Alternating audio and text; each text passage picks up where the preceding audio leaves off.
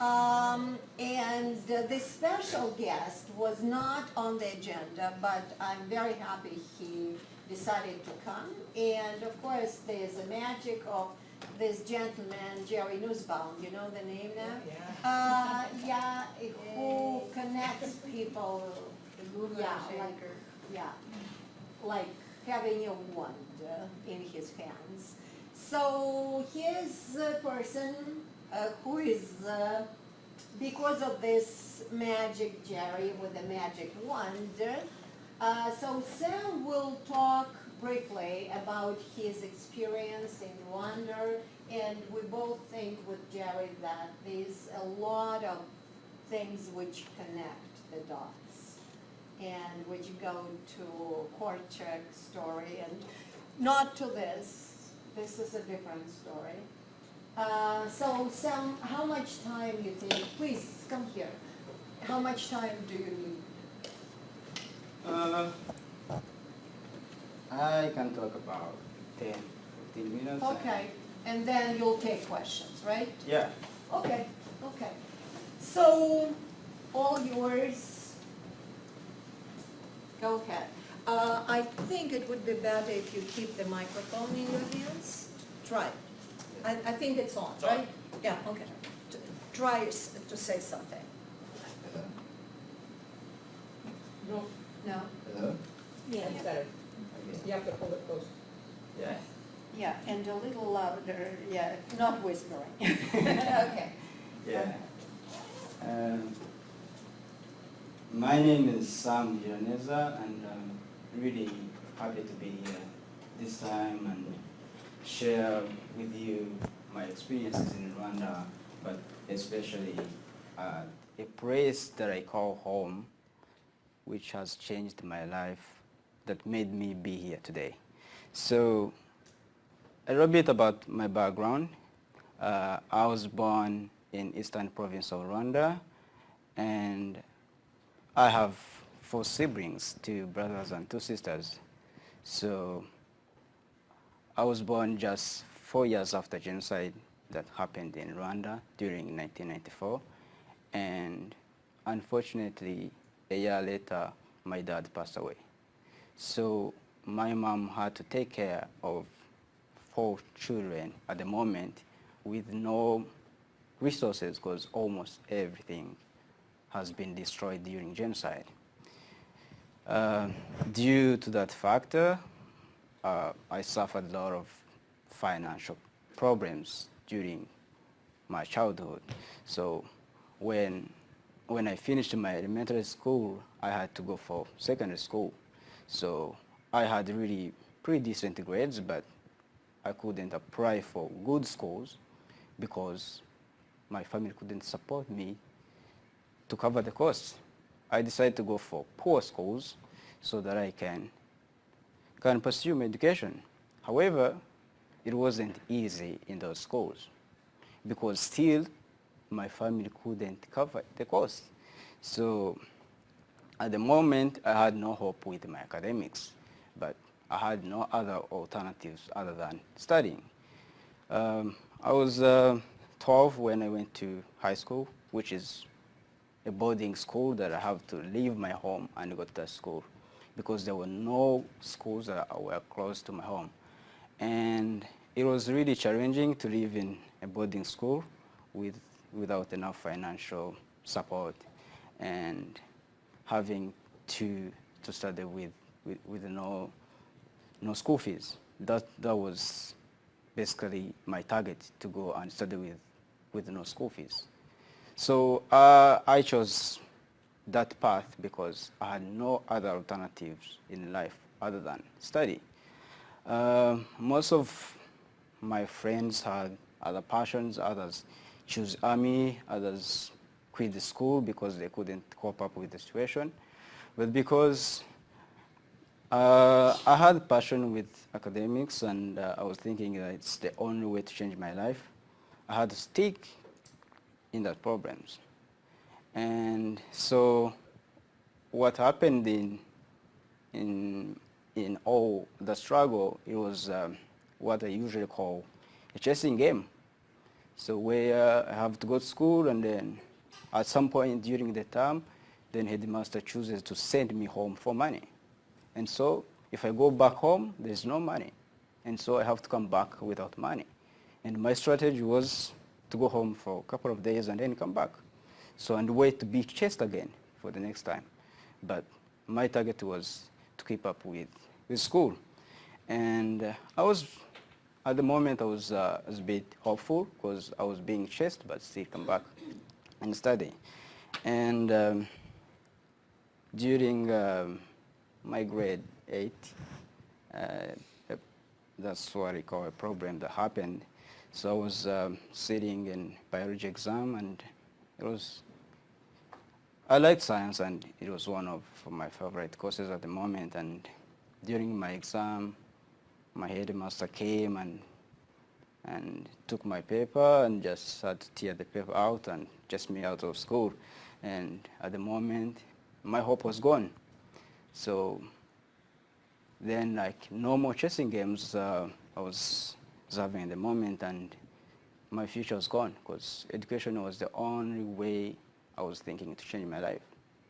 So, by the way, if you look at my physical appearance, then I wouldn't go out and do some manpower jobs. So I have nothing to do, and I couldn't go to the army, which was the option for most of students who had no other choices to do. And fortunately, a hope of my life came when I was recruited to join the Agahozo Shalom Youth Village. So this is a residential school, which is like a school, but it's a home. It's a youth village that is in eastern province of Rwanda, which recruits most vulnerable children from all over the country to give them a safe environment and transform them into responsible citizens. This youth village was founded in 2008 by a Jewish lady called Anne Heyman, and it was modeled under like the model of Yemi Odi, so which was a youth village that was established in Israel in 1953 to help orphans of the Holocaust. So when Anne Heyman attended a talk about Rwandan genocide, she realized that there were lots of problems that orphans were facing, which was mainly due to the genocide. And so she thought that youth villages in Israel has helped, cope up with these problems of orphans, and she decided to create this youth village. And from its name, Agahozo, which comes from the word guhoza, that means to dry tears, and Agahozo, it's a place where tears are dried. And I would like to talk more about this place of how it brought me hope and changed my life, and now I'm chasing my dreams instead of chasing games. So this village is mainly aiming at restoring the rhythm of lives. And so it's done by creating families. And when they recruit children, they're making homes. So every child that comes to the youth village finds a family. And a family is made of 16 students with a mom. So, and a mom lives in the family for the whole year. So when you come to this village, you stay there for 4 years, which helps like finish your high school throughout the village. So, and a mom is there to take care of you as she would be taking care of her kids. So, and mostly these moms are the moms that have lost all of their children during genocide. So they don't have their families to take care of them. So they brought their love to us. And it was a great experience. For me, I had a chance that I had a mom, and I got a chance to be calling a name, a mom, mama, mama every time. But some of my friends whom we came together had no chance of having any parents, so they entirely lived their lives on the streets. And so they were brought to the village so that they can have family, so that they can learn to live with the brothers, so that they can live with values. And in this community, it's made of, every year it's comprising of around 500 children, and it's every child has their family, and we live by values. And most of the emphasis of living with values is because most of these children have been raised in circumstances where they didn't have family values. If you've been raised in a family, like a parent always is trying to raise a child in a way that he or she can be a responsible person in the future. And so we lived by values like commitment, integrity, running community, role model, respect, interest of child, learning community, and support. But all these values are all connected to love and support. And I will quote of what Anne Heyman said before she passed away in 2014. She told us that we should be the ones to support those who are in need because we know how it feels to own nothing.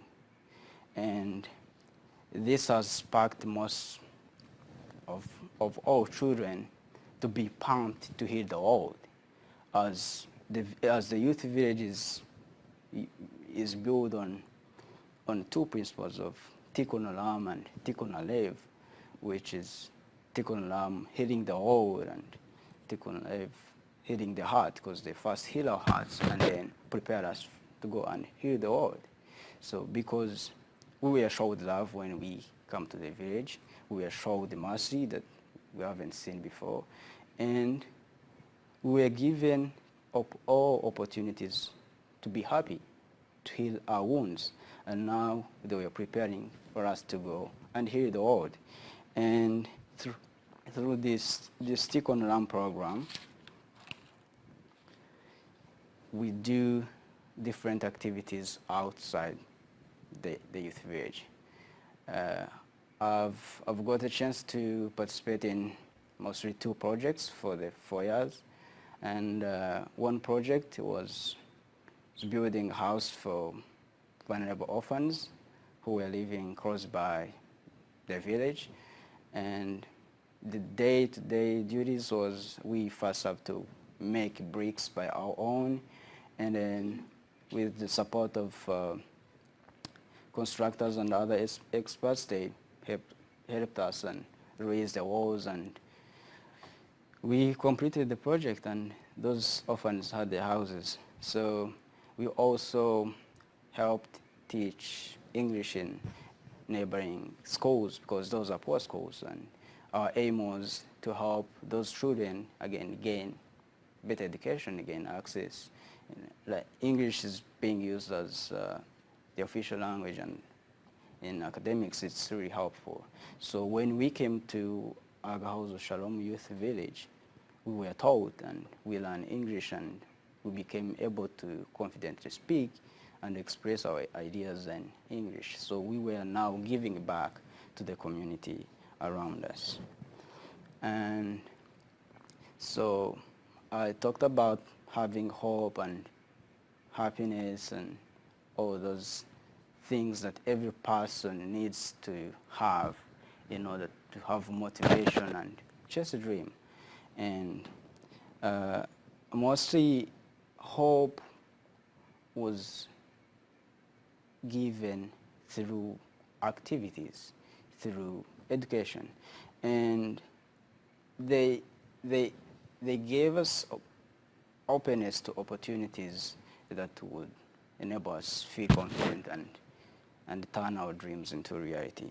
So one of the things that was really important was what you call family time. In normal families, outside, everywhere, people have their times in the family where they talk of their lives, and they talk what's going on, what's going wrong, and their aspirations and everything. So this you would think so. There are lots of families who don't talk at all. that's So it's not like Then- every family talks. then the youth village was much better. Exactly. And so I'm glad I've had that chance to be with people and have that time with family. And these times was amazing, and it helped, like me, who was shy and always don't like talking and just have to keep my things inside because that was me. And like this time, everyone had to speak, and you have to treat them as your brothers. And those were like strange people that you met in the village, but because it was a time that was happening every night, and your friends were talking something that was maybe incredible during the day, and you were just sitting there hiding things, and they're brothers.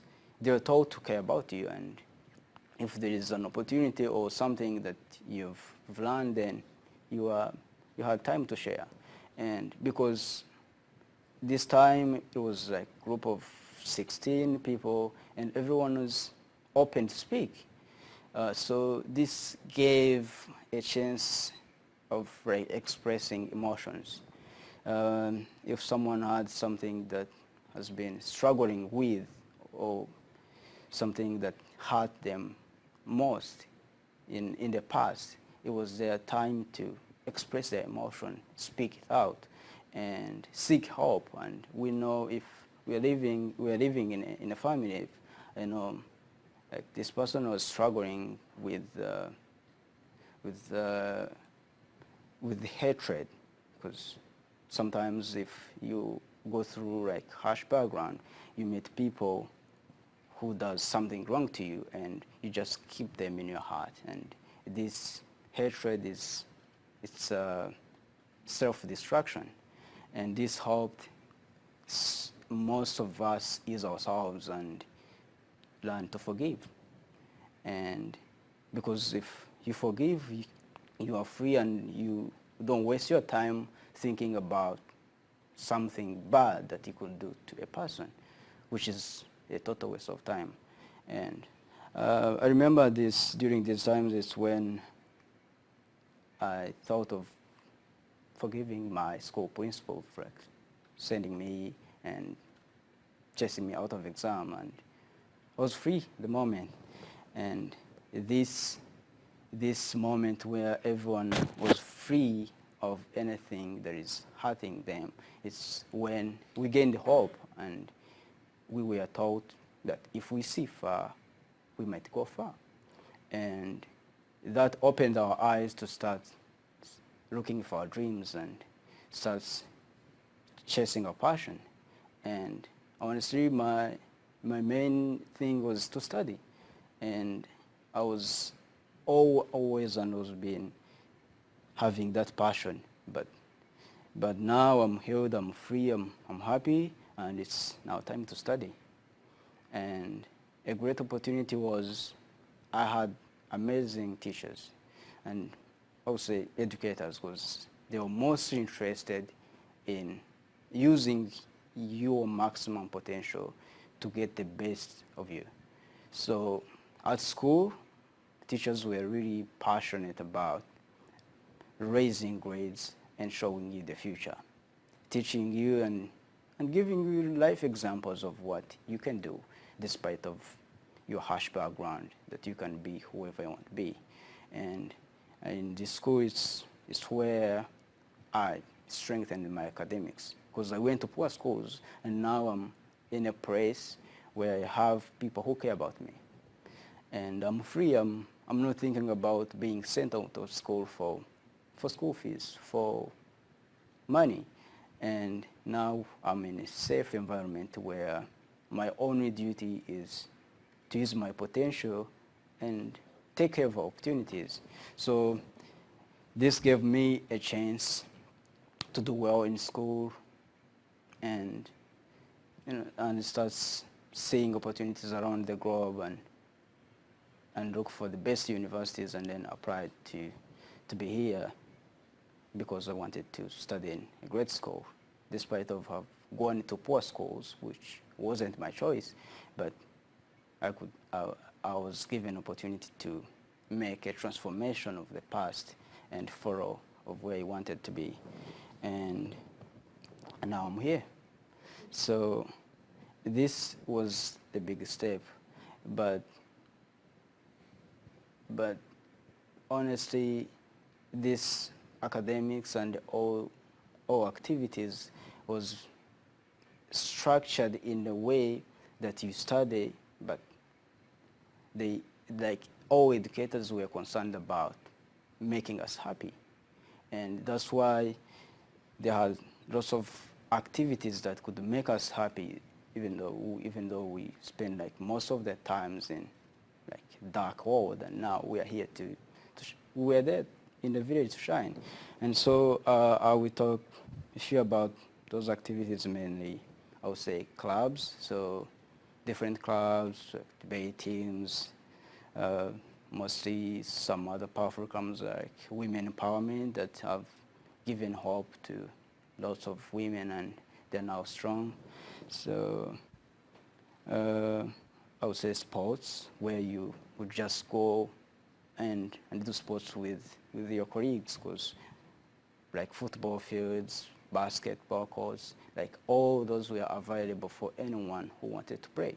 And those are some of like entertainment opportunities that we've missed in our past. And those were there to make us happy so that we can work on our dreams. And I will always say about this what we call Village Time, which was a weekly talent show where most students surprise us and show their talents.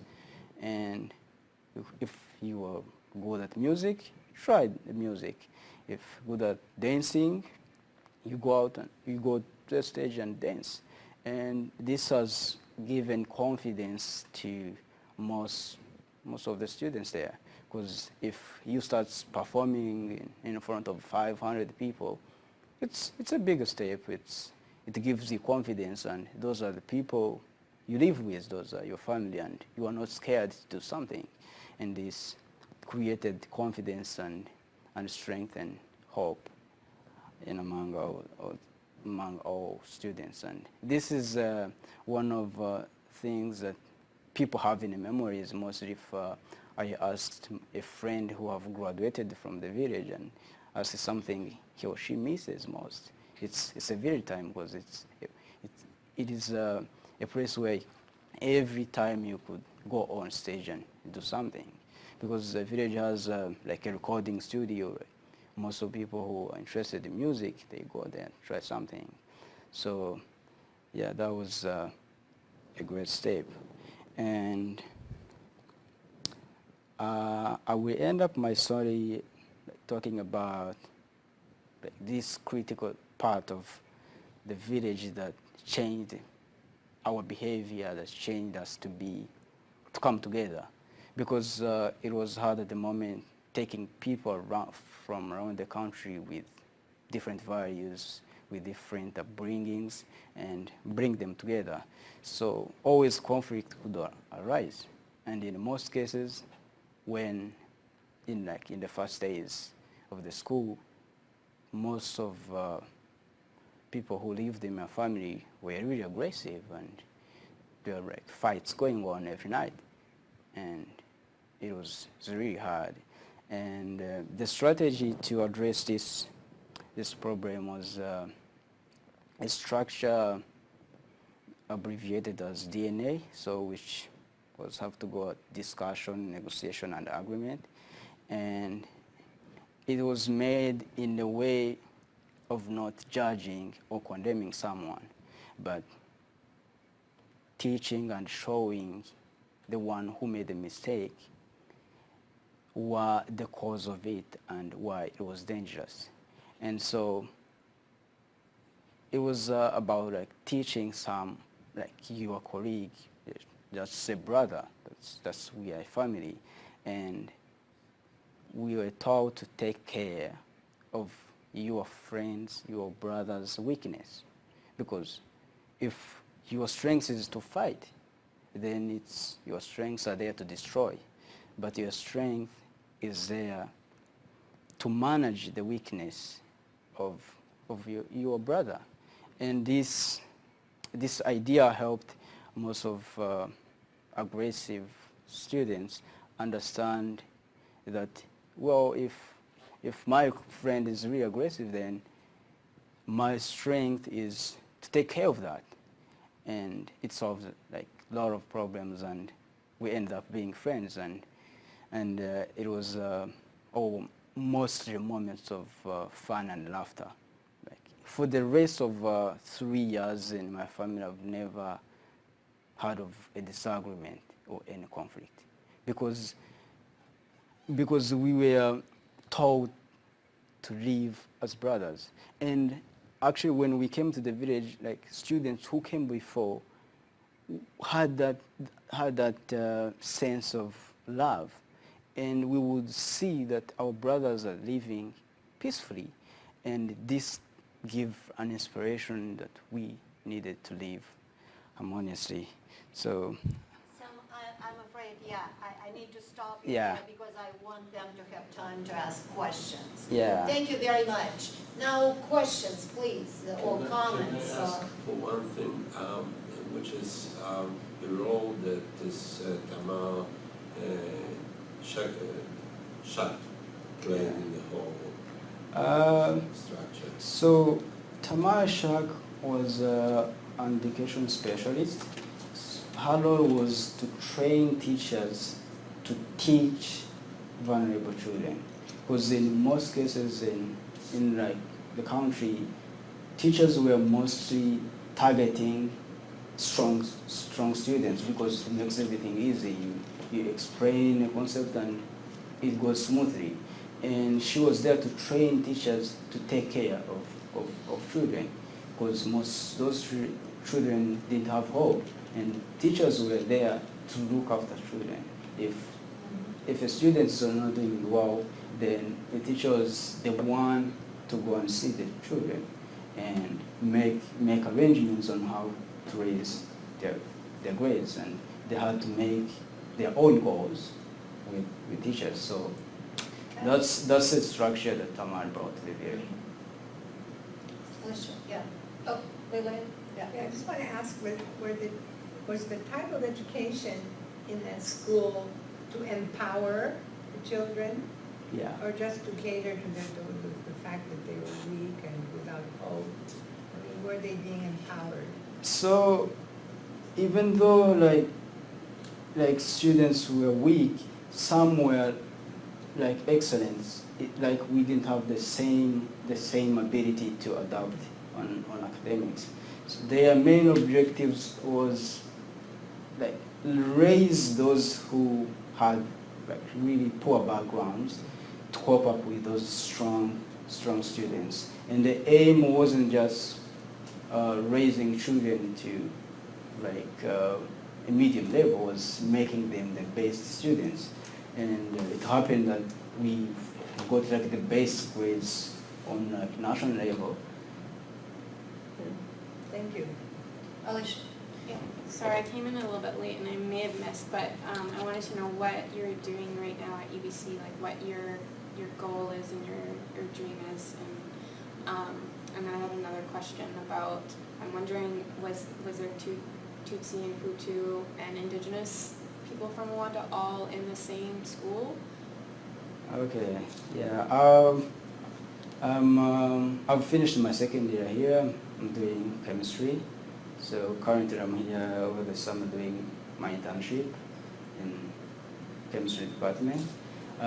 My goal here is after graduating here, targeting to go for graduate school and pursue my research in chemistry. And afterwards, I'm returning back home to bring my skills to my country, because like mostly in sciences, it's not like advancing as like technology and engineering is going on. So I hope to acquire skills here from like good schools and then go back and work with my fellow citizens to develop the country. So about the Tutsi and Hutu and Twa, so those were tribes that were there in Rwanda, and by now at this moment there's no more tribes. So yeah, just after the genocide, the government has brought unity and reconciliation and taught all Rwandans to live as Rwandans instead of living by classes. And so, like my generation, no one cares about those tribes. I've like never heard of anyone, maybe at school, saying that this guy is a Tutsi or a Hutu. No, it's wrong that they are in my generation. I understand that some old people still have that kind of ideology and hatred, but it's not visible because government has tried their best to cover that. But something like hatred or that kind of discrimination, it takes a long time to cover up. But if I can say, generally speaking, in a country, I've never seen that kind of discrimination anymore. So that conflict you didn't feel that within? No, it's not there. Okay. Questions, comments? Who was paying for the physical need of the village? So this Agos Shromith village has a board based in New York. So they make fundraisings every year to help cover the costs of the village. But they've got like donors and some partners and companies that donate money every year, and those funds help most of the village. And like Anne Heyman's husband also like donates most of resources that are used at school. So I have a question. When you talk about family, Yeah. and clearly you talk about family with sympathy, with warmth, yeah? What is family for you? When you say we live like families in this village, if you define it, what was it in that family which is missing for other kids? So when I say family, it's seeing a person whom I lived in the same room and treating him as my brother. Okay. And thinking about him. If I wake up early going to school and he's oversleeping, then I would say, hi, let's go to school. And a family where I think of those people and I care about them. Mm-hmm. And every time I've not seen him during the day, I'm just missing a person. So, because like before I come to the village, I was living with my father's siblings, and I see that love that we had. And when I came to the village, I was just living with strangers. But as time went on, I just started to have this feeling of thinking about those people whom I spent a day with. So strangers became your brothers? Yeah. So is it part of the Rwanda culture that within the family there's always love and care? Yeah. That's the thing. Like every time you are a family, there is a love, there is care, there is carrying someone on your heart. And in regular schools, is there the same feeling which teachers are supposed to provide, the feeling of care and, well, I'm not saying love, but at least care? No, it's different. In other schools, it's totally different. Everyone has to take Until care today, of. yeah? Yeah, even today, everyone has to take care of himself.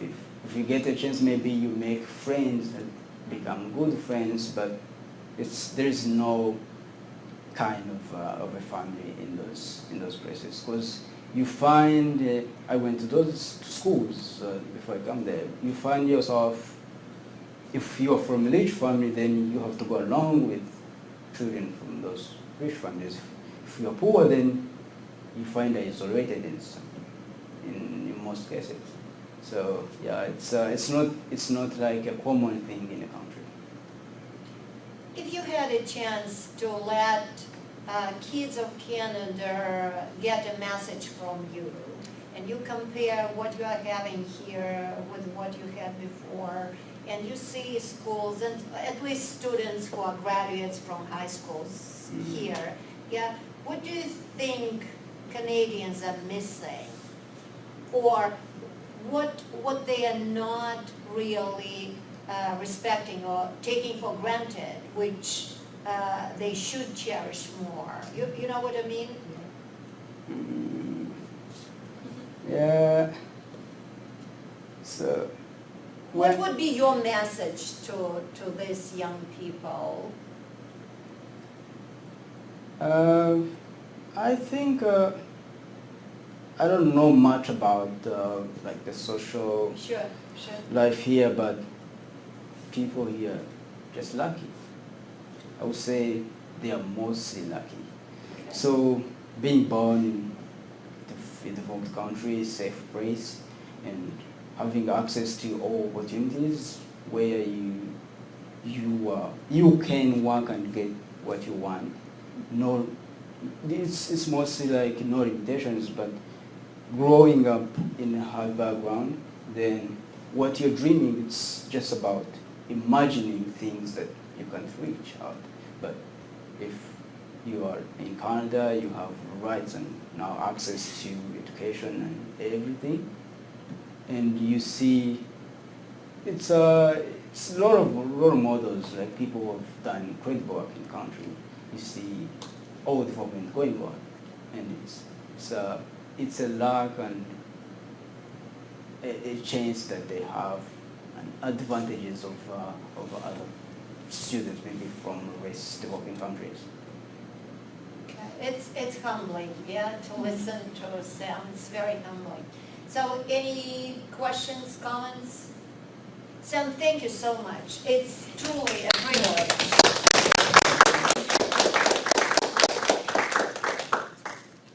Okay, so back to work, yeah? That was a pleasure. Thank you. Thank you so much.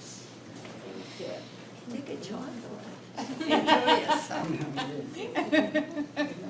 Korczak Society is doing until today is summer camps.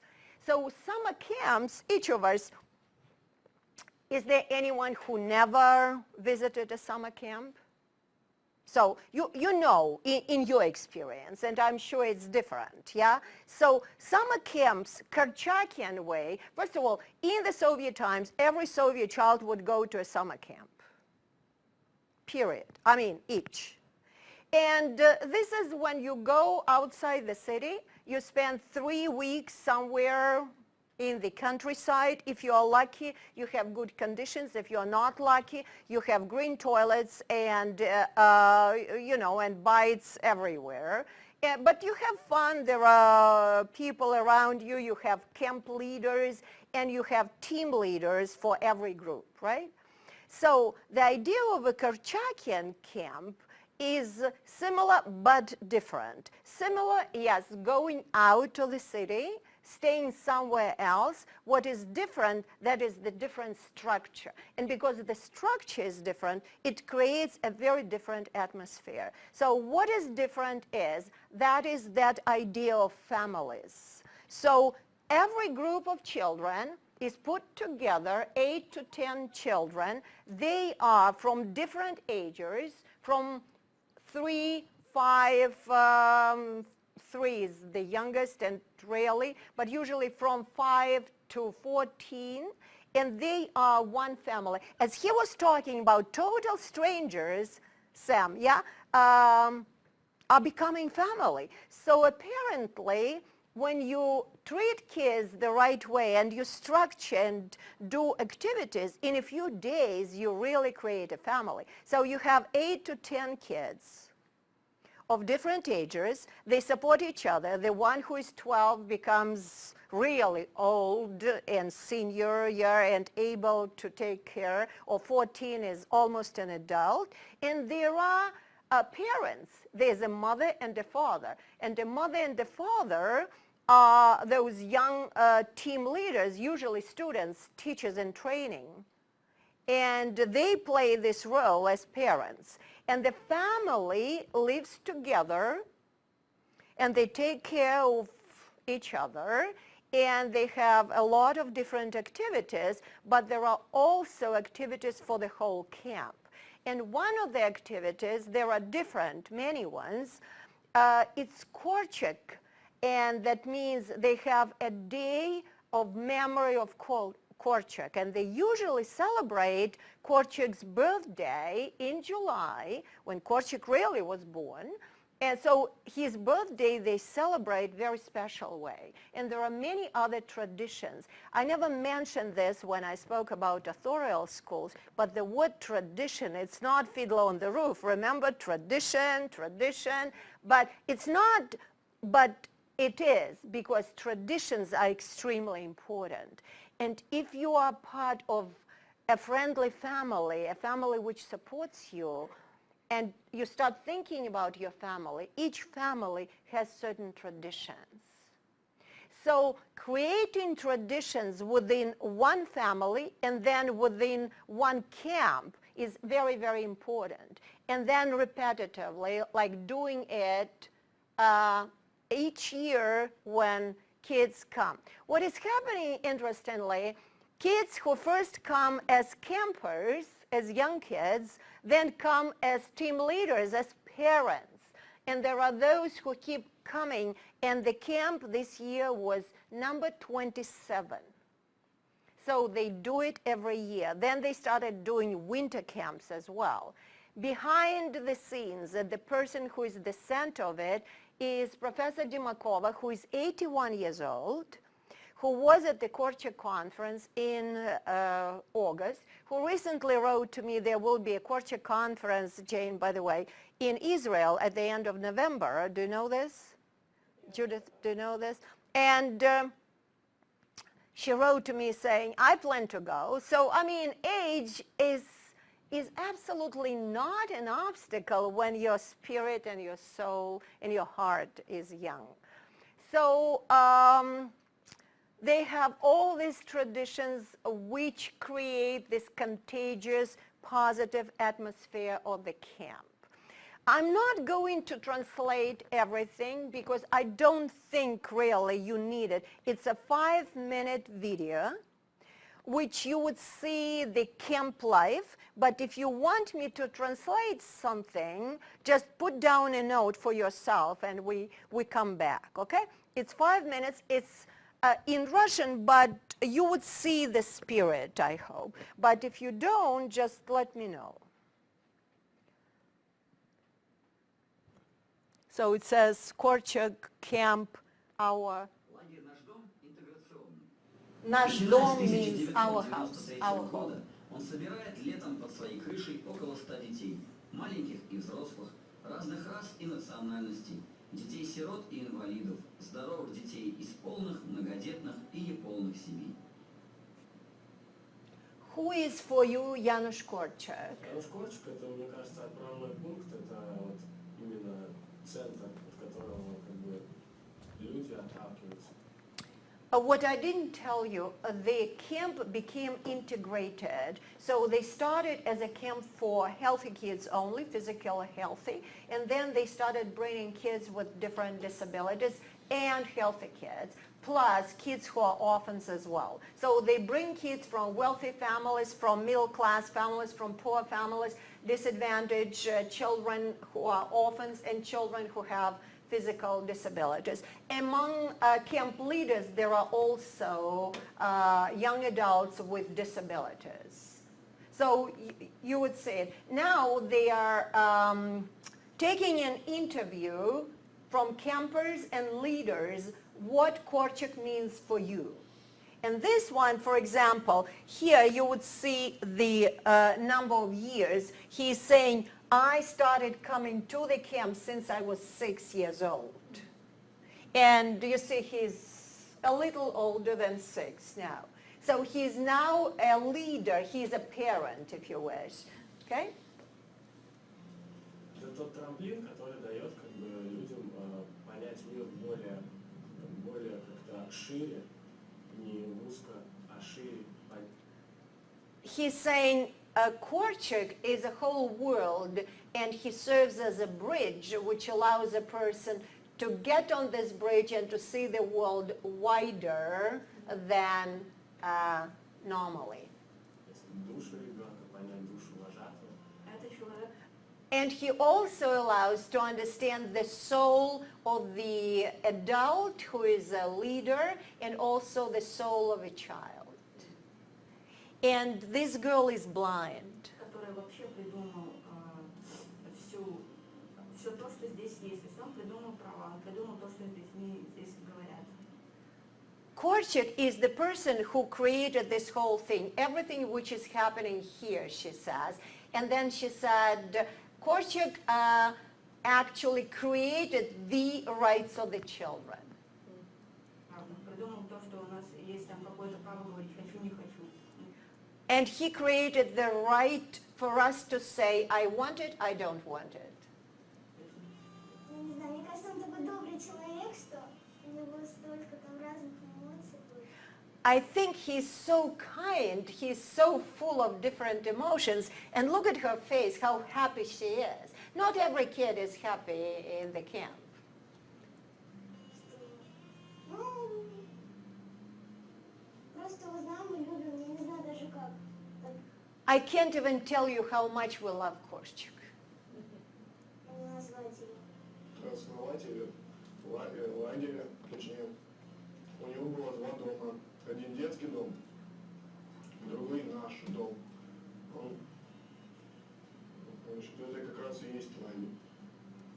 So that blind also young man is saying that Korczak was the founder of 2 orphanages and he is the founder of our camp. Some kids to the day think that Korczak was alive at the time Korczak camp started in Russia and that he is the founder. This is one of the leaders of the camp who actually started as a girl coming to the camp. Janusz Korczak это такая мифическая фигура. Вот. Дети думают, что это он сделал лагерь, конечно.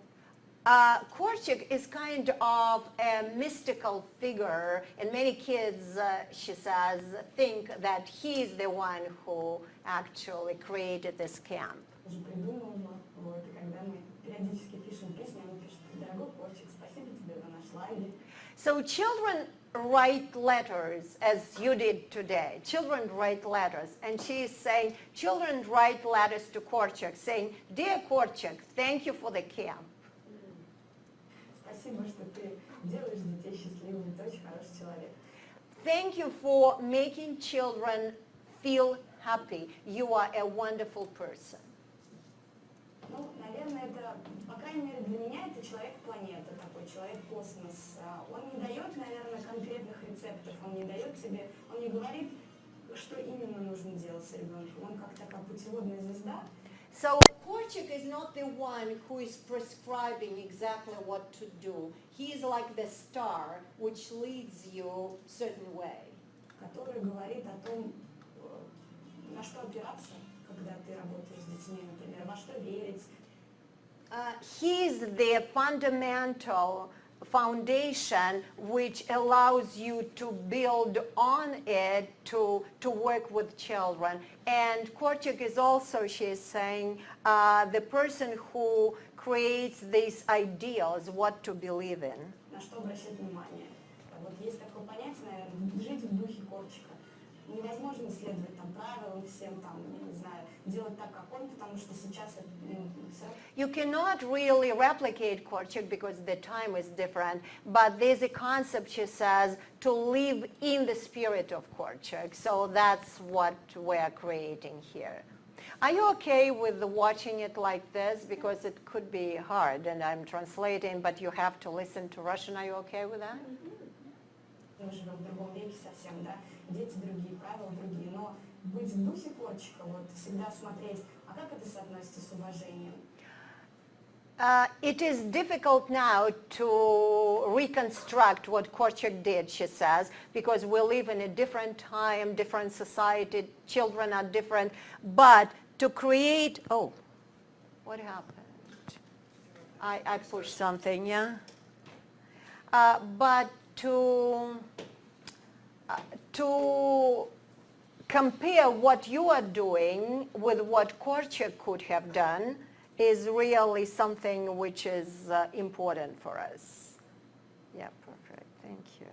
Stupidity in progress on my part. Yeah, thank you. Yeah. Может, ты делаешь детей счастливыми, ты очень хороший человек.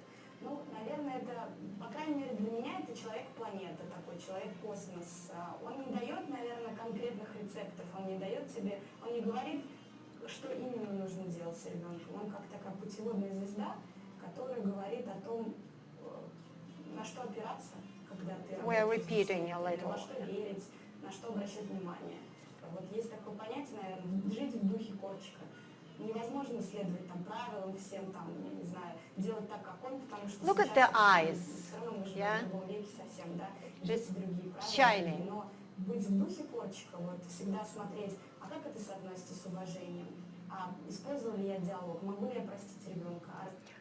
So to live in the spirit of Korczak means to, in Russian you call it clean yourself under Korczak, like to follow in his shoes, to follow in his steps, and to realize whether you are doing it right or not. And for her, she says, that is whether I respect the children and whether I make them feel happy. And do I talk with children as an equal one? С одной стороны символ, с другой стороны это такая миссия. So Korczak for me, she said, and she started coming to the camp in 2006.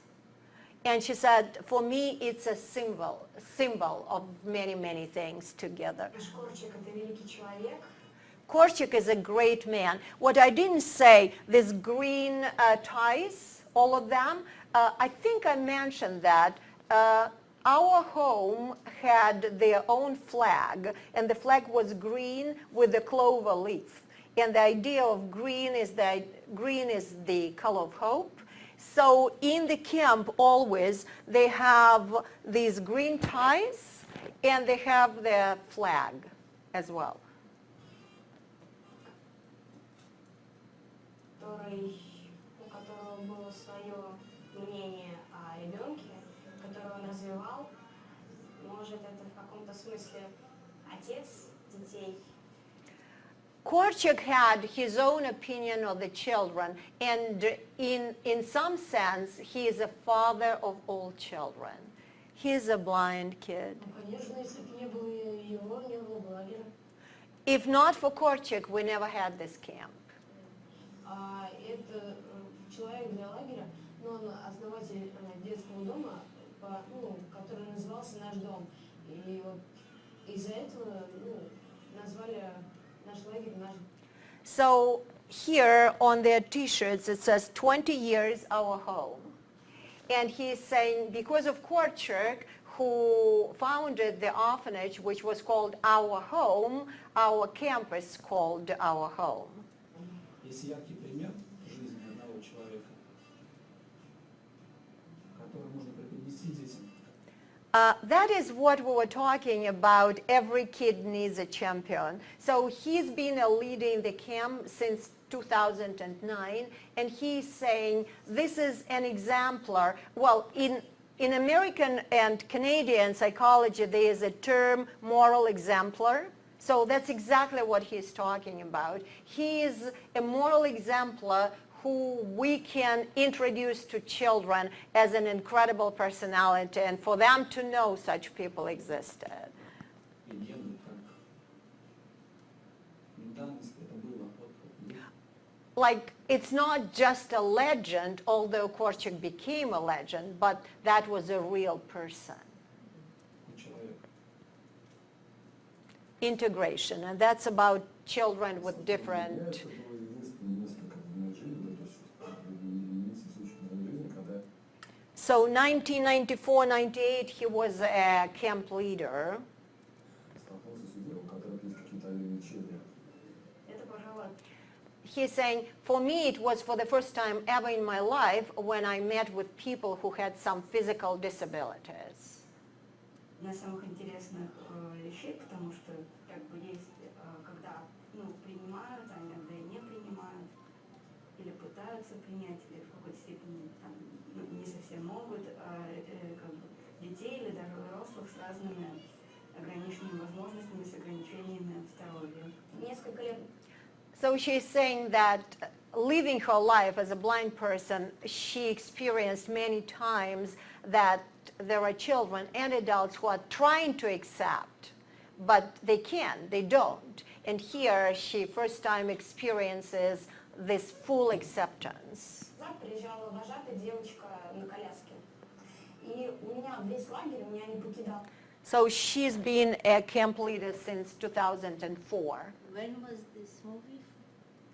Last year. Last year. So she's talking about a camp leader who was in a wheelchair, and she's saying that she had this girl had a feeling that that camp leader in a wheelchair was more important for the kids than it was important for that camp leader in a wheelchair, that for everyone else to experience being with a person in a wheelchair was more important even than for her herself. Мысль о том, что нахождение Маши в лагере было важнее для лагеря, чем для Маши. And this is a day, like memory day about Korczak. And that's how they celebrate it in the evening.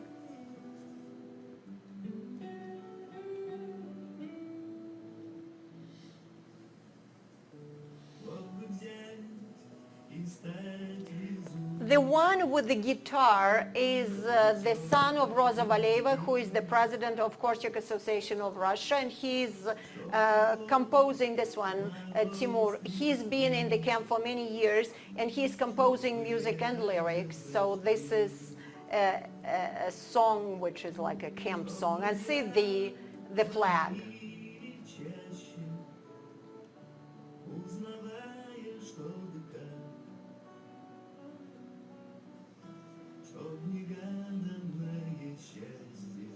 Beautiful, right?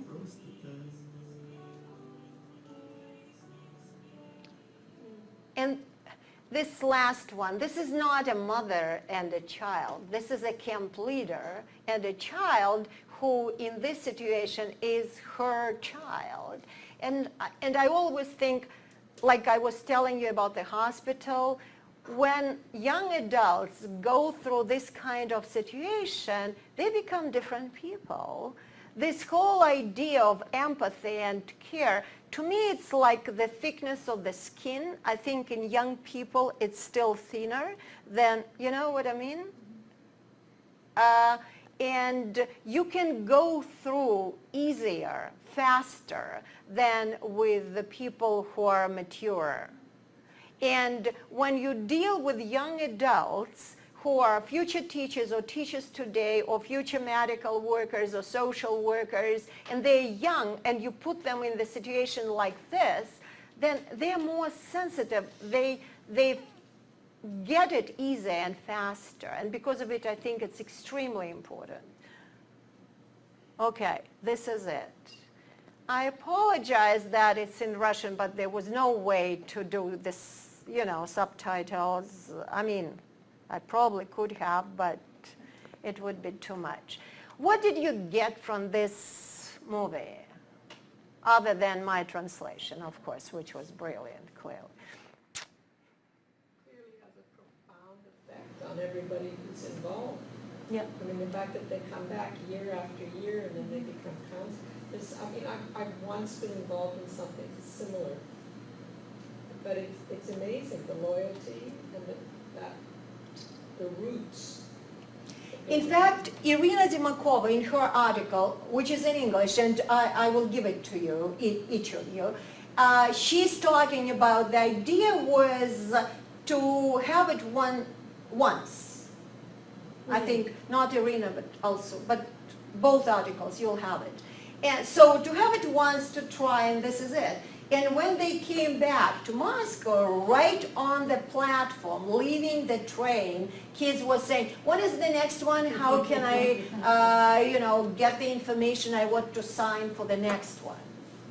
And that's how it started working, and it's, the loyalty is the correct word, especially when you realize they come as kids and then they start coming as adults, and that's something they cherish. And there's this special unity among these young people. I know the first campers, they are now maybe 45. They are very different people. They still are so young in spirit, It's pretty crazy how you can keep your young spirit as if you are 20. I spoke with one of them, her name is Tatiana as well, and once she mentioned a funny situation. She said she was at the doctor's office, and the nurse asked her, how old are you? And she said, I'm 30. And then she said, wait a second, no, I'm 40. And it was not to hide the fact, it just emotional. She felt that. And she said it out loud and then realized, no, the fact is wrong, but the feeling is there. So what else? Yeah, I mean, the inclusion, having everybody, no matter who they are, actually it's a principle that they are using now in schools where they include everybody, and it was already done then, and I think it's a great idea. Yeah. Yeah. I think those children in the video, they actually know more about Korczak. Like they know more than adults, and then they really do with their action, and they do create like legacy of Korczak. But do you think it's very important to learn every detail about Korczak's life, or there's something else which is more important? I think what they do are more important. Yeah.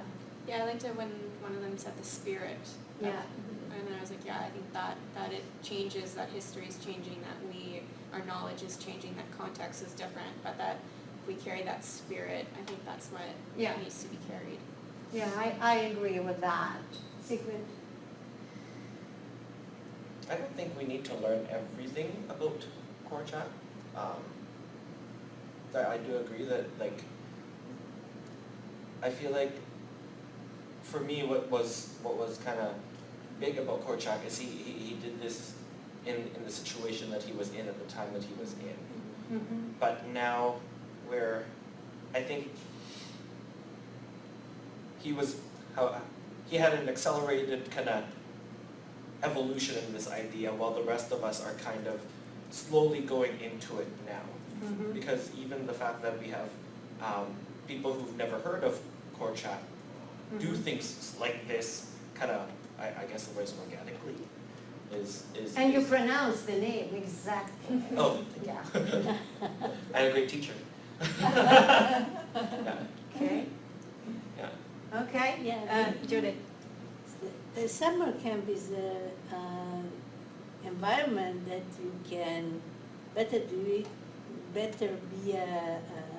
caring and inclusive than probably in the school, because the teacher needs some kind of authority, and it's in kind of a conflict with You tempt me to share my environment in a camp, which was very different. Go ahead, I'm sorry. But there is a better opportunity to be like a family, or a supportive and caring camp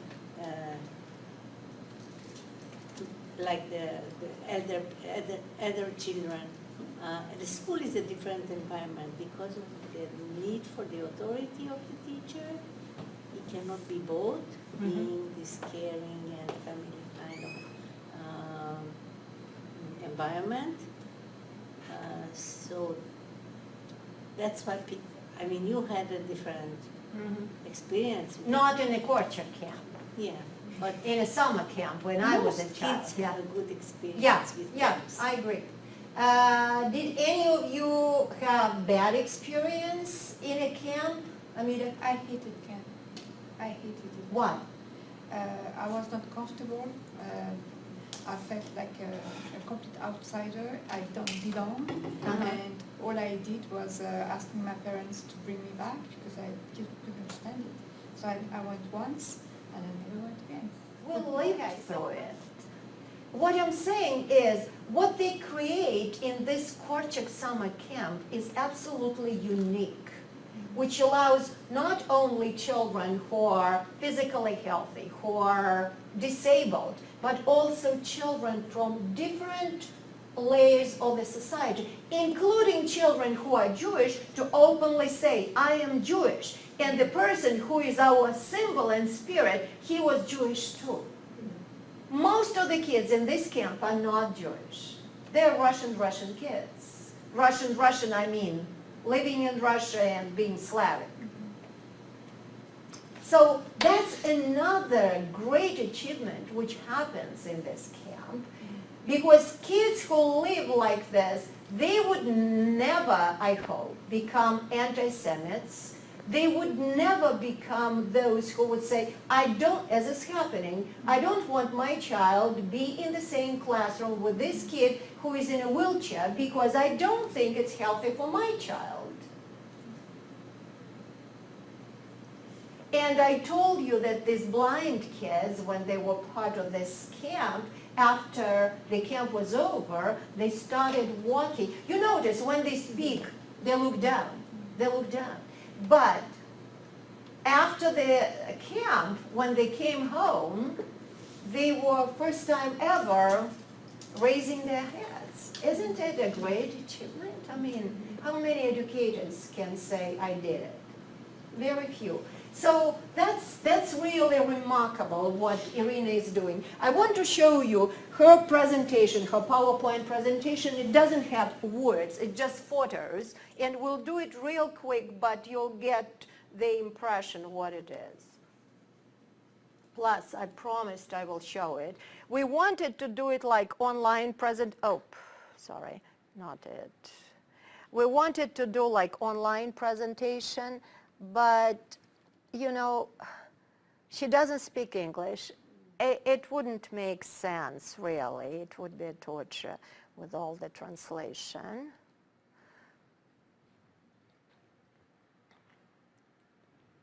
So this is our home, and this the last one says the Institute of Childhood, and the abbreviation is Moscow Pedagogical State University.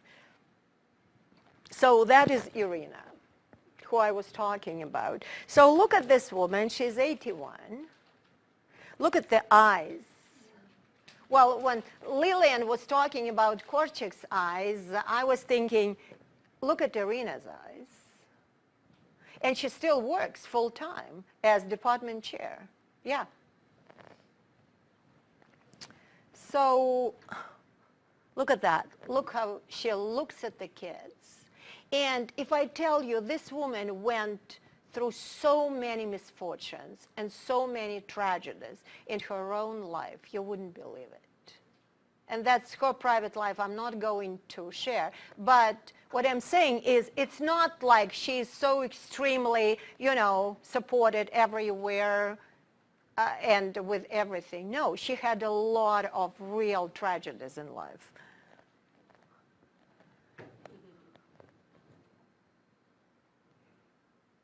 So this guy, Theo Capone, he turned 81 in July.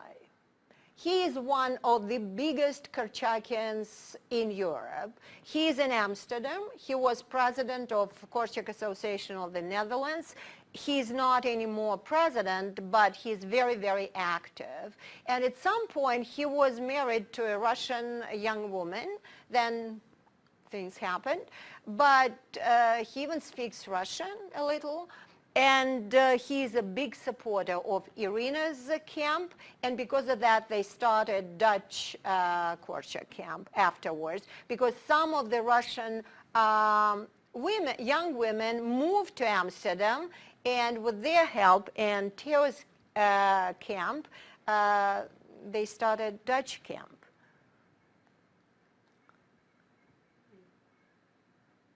So you see, this girl is blind. This is Masha. They were talking about this camp leader in a wheelchair.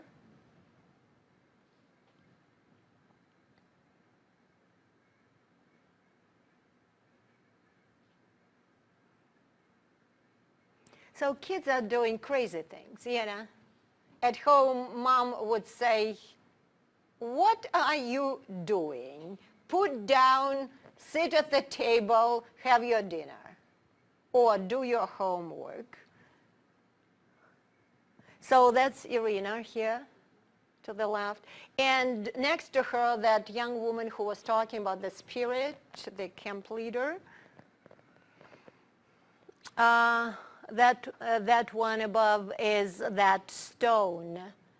In Polish, it's Janusz Korczak I dzieci, which is Janusz Korczak and children.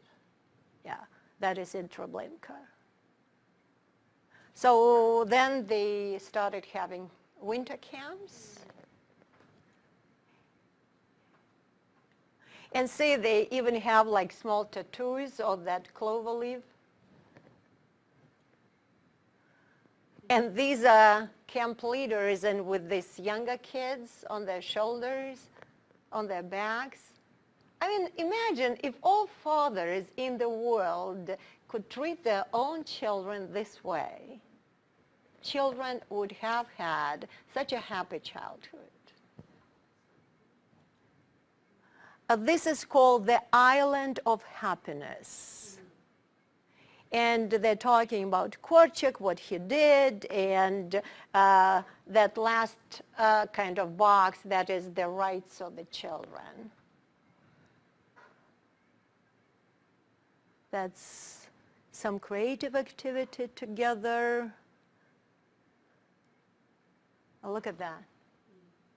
That's a camp leader and one of the kids, right? And they do have what regular camps would not have, like late evening activities, because kids love it in the dark with the candle oil around the fire. It's mysterious, it's romantic, it's something different, and they're doing it. So this is it. You got the impression, I hope, yeah? So it's 2:40. My suggestion is we work another half an hour and I let you go instead of having a break. But if you need to go out, to go to the place which Russians don't talk about, you can go, okay? So I think I owe you to finally read the prayer of the teacher. I want you to listen carefully and tell me what you feel about it, how you feel, what do you think is so special in this prayer. This is, remember I told you, he wrote this little book which is called The Prayers of Those Who Don't Pray. I mean, the title by itself is incredible, right? So this is called, what Lillian was reading was kind of a poem, but same thing. But this is the actual text translated into English. The school teacher's prayer. I will not send you long prayers, O God, nor countless sighs. I will not bow low before you or make rich offerings in praise of your glory. I have no wish to win your favors or solicit lofty gifts. My thoughts have no wings which could bear my song to heaven. My words are without color or scent or flowers. I'm tired and heavy-eyed. My sight is dimmed and my back bent under the heavy burden of duty. And yet I will send one heartfelt request, O God. I have one gem which I will not entrust to fellow men. I fear man will not understand, will not sympathize, will not pay heed, will laugh it off. In my silent humility, you may barely notice me, but in my request, I stand before you, God, as a demand of fire. I may whisper inaudibly, but I make my appeal in a voice of unbending will. My commanding eye takes aim beyond the clouds. Standing tall, I make my demand, as it is not just for me. Give children good fortune, lend help to their efforts, and blessings for their hardships. Lead them not down the easiest paths, but the most beautiful. And as a down payment of my request, accept my only asset, sadness. Sadness and work. That's it. What do you think? What's your first impression? Well, sadness knowing that's not the case. Like that's not going to happen. Yeah, that nothing will happen. Nothing good. They will all perish. Yeah. Do you think he had hope to the very last moment? I don't think so. It's you have to be very blind not to And realize. naive, yeah. Okay. Who wants to say? It's totally fine. I'll show you. You want to say something? Yeah. Who wants to say? I mean, how you feel about this prayer? Have you ever heard anything like this? What kind of a personality will write it? I mean, what would you say, judging? If you didn't know anything, what would you say?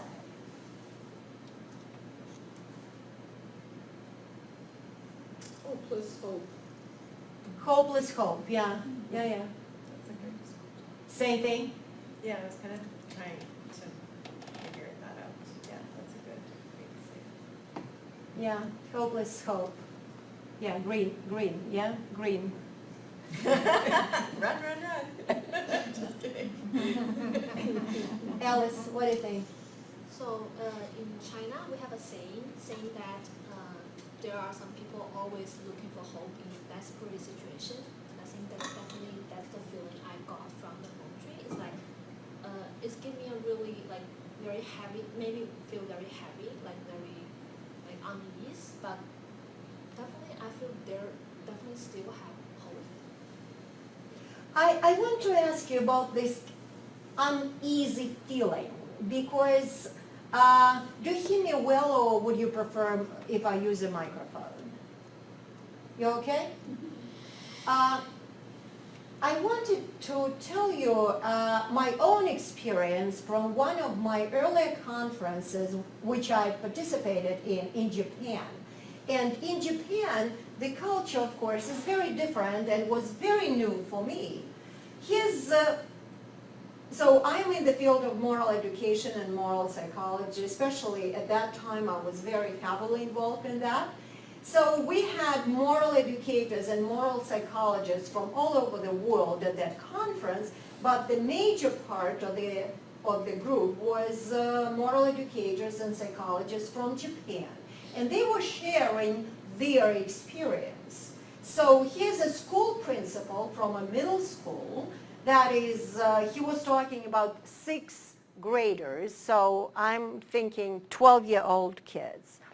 And one of the, remember I said Lawrence Kolbeck? So Lawrence Kolbeck, one of his major ideas is moral dilemmas and how people react to them and etc.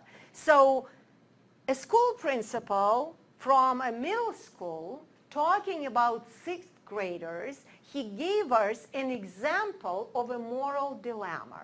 And all of us from Europe and US were like deaf, dumb, and numb, because I could never imagine that a story like this would be given to 12-year-olds. And then we started discussing it, and for the Japanese group, it was like absolutely okay, talking about cultural misunderstanding. So let me give you a story, and I want you to process it. So the teacher in the class would tell this story to the kids and then discuss it with the students. Here's the story. A hospice. The setting is exactly for the children, 12-year-olds, right? A hospice, and many beds in the room, and only one bed is next to the window, and the window is always blocked with, not with the blinds, but dark curtains which are never open. And the only person who is next to the window can see what's happening outside. And because of that, this bed next to the window is considered the most prestigious bed. But you cannot get this bed until the person who is in this bed dies. And then you are the next who is going to die soon will get this bed. So the whole, we're talking about a dilemma, a moral dilemma, which is given the students who are 12 years old in Japanese schools. So, so the whole room of terminally sick people are dependent on the one who is next to the window, because they're not allowed or they can't walk. So he is the only one who can look behind and tell them, oh, the sun is shining, I see the flowers, I see the birds, I see the boys walking, or something like that. So he's connecting them with the world outside. So, and each day, that's the culmination of the day, when they hear the story, what's behind the curtains. And they're specifically not allowed, for whatever reason, to open the curtains. And finally, for the person who is waiting, he's the next one. The one who is next to the window is gone. And they put this one, who is waiting, on this bed. And he is beyond words happy. And he looks behind the curtain. And he sees a brick wall. There's no window. It's a wall. And this is a story which the 6-year-olds are supposed to discuss. Sixth graders, sorry. Yeah, they are 12. They're supposed to discuss. And when I raised the question of, really, is it for this age to discuss the issues like this? And the school principal was so serious, he said, of course, the matter of death, the concept of death, the experience should be understood at an early age. I was blown away at the time. So what do you think? Because Korczak brought it to the children. I mean, he couldn't, but they saw it every day walking in the streets of Warsaw Ghetto. They saw dead bodies right there on the streets, right? But that was a cruel necessity. Children living in Japan today, I mean, there's no cruel necessity to make them think and talk about, well, that was in a good school, in a good, yeah, there are earthquakes and hurricanes and all this. True, but still. So what do you think? It depends on how we view death. In some culture, death is just Continuation of life. Next step, so it's not scary. Okay. Jenny? Well, I would put it another way. I am at the other end of life, and I see. What does that mean? It means I've got way more behind my life than I have left. Well, you never know. You know, Even pushing it. But I have many friends who have never talked about death, who, the older they get, the more terrified they get, the more they shut down. It's not as if we don't know about it from a very early age, one way or another. And I just see the negative impact in North American society, which is really the only one I can talk about legitimately, where you just, you don't talk about it. Parents don't talk to the children, children don't talk to parents, grandparents. And I mean, we talked last week about toxic culture. I think it's toxic. I think the way you do it is all, as you said, it's all, that's the most important thing. But I think children ask questions about death when they're 3. Yeah. Is that really about death? It's all what? About, like, I don't really see that as being all about death, that scenario. That's about, yeah, no, I get that that's the concept, but. So what do you think, Claire? Well, it's about hope and about life and seeing life in even the most, sort of. So the person who is next to this brick wall and talking about the sun, the sky, the birds, the boys running, what do you think? I mean, and what is interesting in this story is every next person would never say there's no window. Yeah, this next person would keep talking about. And they're giving these people this life, this hope. Hope.